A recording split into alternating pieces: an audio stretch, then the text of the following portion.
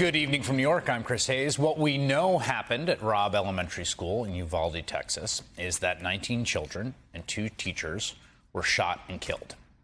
They were murdered by an 18-year-old who purchased 2 weapons as soon as he was legally able, right after his 18th birthday.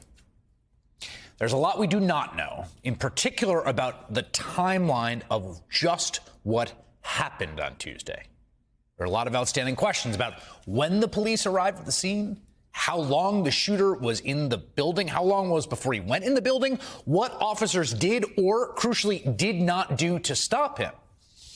This afternoon, local officials held a press conference, and it was clear there are still many holes in the story. We're going to talk more about that later in the show. But something that I am certain of is that the most wrong-headed, downright dystopian response to the murder in the town of Uvalde is to call for, quote, hardening schools.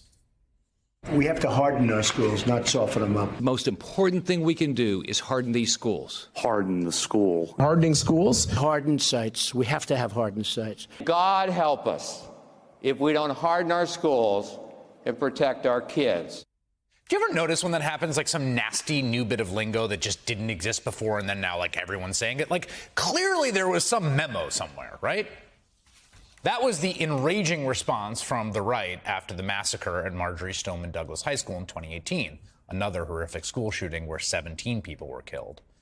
They said to harden the schools because in the wake of mass shootings, people who want as many Americans as possible to have as many guns as possible, they have to come up with something to say in these moments, with arguments to deflect blame from the obvious culprit here, which is a nation that has more guns than people and more guns per capita than any country on earth. They have to have something to say. And in that context, they try to place the blame on all sorts of other things just to get through the segment, to get through the first few days. It could be anything. It doesn't matter. It's just what's lying around. If it was violent video games, mental illness. Lately, it's been all about school safety. But here's the thing. That ad hoc, reverse-engineered rhetorical opportunism of like, well, what do we say? A school, harden the schools. It becomes policy. It has now become policy that has changed the lives of everyone's children, all of our children.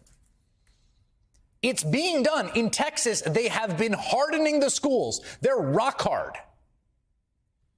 After 10 people were killed in a 2018 school shooting at Santa Fe High School, Governor Greg Abbott unveiled a so-called school and firearm safety plan with more than $100 million in funding. That's real money. That's actual policy. And yesterday, in the wake of another massacre at another Texas school, Governor Abbott wanted everyone to know they hardened schools. We allocated more than $600 million, so more than $500 million to address school safety. An entire platform that was addressed is what's called school hardening or hardening schools. Okay, so there's a school shooting. You harden the schools. There was another school shooting. What are we to conclude here? What does that actually look like? Well, in Uvalde, it looked like this. It was a real thing, okay? This is the Uvalde Police Department SWAT team that went around visiting schools in the district in full tactical uniforms, according to this Facebook post from February 2020. The Uvalde School District also has its own police department. It consists of 6 officers. And like nearly every school in America, they had regular lockdown drills at Robb Elementary School. But as Times reporter Dana Goldstein notes in the New York Times, quote, there is little evidence that lockdown drills mitigate risk, and lots of concerns from parents, educators, and mental health experts that they cause fear and anxiety for children.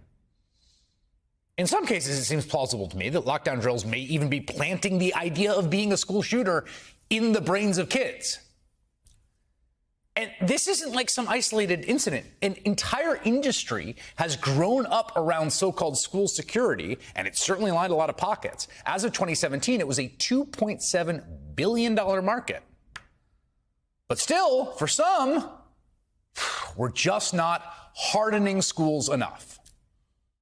Don't have all of these unlocked back doors. Have one door into and out of the school, and have that one door armed police officers at that door. If that had happened, if those federal grants had gone to this school, when that psychopath arrived, the armed police officers could have taken him out. Well, are we sure about that? Are we sure the police officers would have taken him out? So what are we going to do here?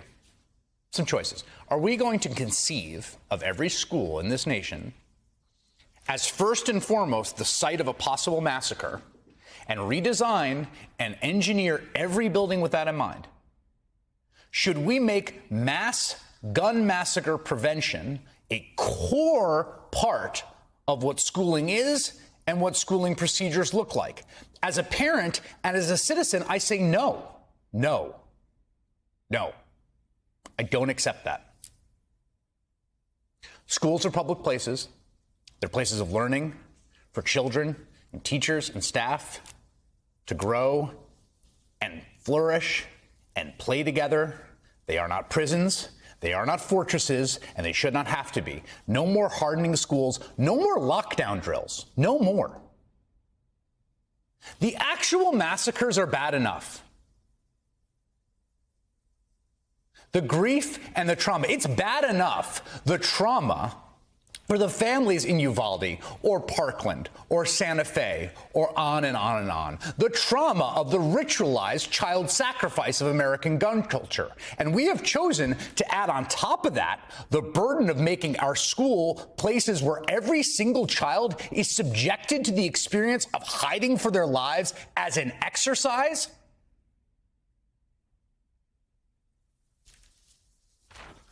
Obviously, there are common sense security measures, okay? Every school I've ever been to wants to keep track of who comes in out, for example. I don't even think like the doors thing is preposterous, depending on how it's designed. Whatever. Yes, you should know which adults are in your building. You should know how they come in. Sensible, fine. But no more of this hardening school nonsense. The manifest failures of that strategy are on display, tragically, in Uvalde now. And it absolutely cannot be the case that our response to another massacre is to repeat those failures.